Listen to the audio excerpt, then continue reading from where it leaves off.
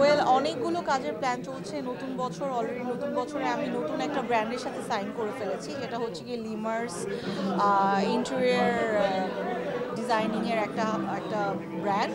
So লিমার্সের সাথে আমি নতুন করে চুক্তিবদ্ধ হয়েছি 2 ইয়ার্সের জন্য। এছাড়া আমার দুটো সিরিয়াল যাচ্ছে, একটা ইমরাউল রাফাতের অদ্ভুত পরিবার আর একটা কায়সার আহমেদের অচিনপুর। দুটো ওটিটি নিয়ে রিসেন্টলি আমি শুটিং শুরু করবো, এই যে ফেব্রুয়ারি থেকে কাজ শুরু হবে। এছাড়া ভ্যালেন্টাইনের একটা নাটক করা হচ্ছে, একটা টিভিসির শ্যুট আছে আমার 31 তারিখে।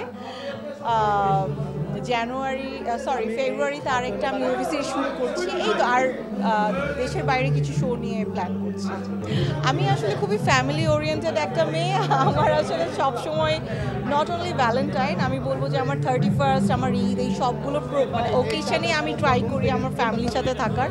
এইবারও অন্যবারের মতো কিছু না, এবারও আমার বাসায় থাকার না।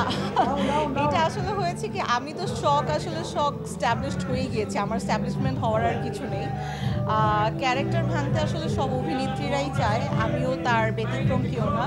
বাট আমার কাছে যেটা মনে হয় যে ডিরেক্টরসরা হয় কি, এক প্যাটার্নে কাজ করতে থাকলে ডিরেক্টরসরা আসলে চ্যালেঞ্জটা নিতে একটু ভয় পায়। আর আমার লুকসের সাথে আসলে আমি মনে হয় না যে অনেক বেশি ক্যারেক্টার ভাঙতে আমার ডিরেক্টরসরা কমফোর্টেবল ফিল করে, কারণ ঘুরে ফিরে আমাকে ওই একই গ্ল্যামারাস লাগে, একই। বাট আমি আসলে ইগারলি ওয়েট করি যে আমাকে নিয়ে চ্যালেঞ্জিং কেউ কাজ করুক, আমি আমার ক্যারেক্টারটা যেন ভাঙতে পারি, আমাকে দেখতে যেন একদম শখ থেকে ডিফারেন্ট কিছু লাগে।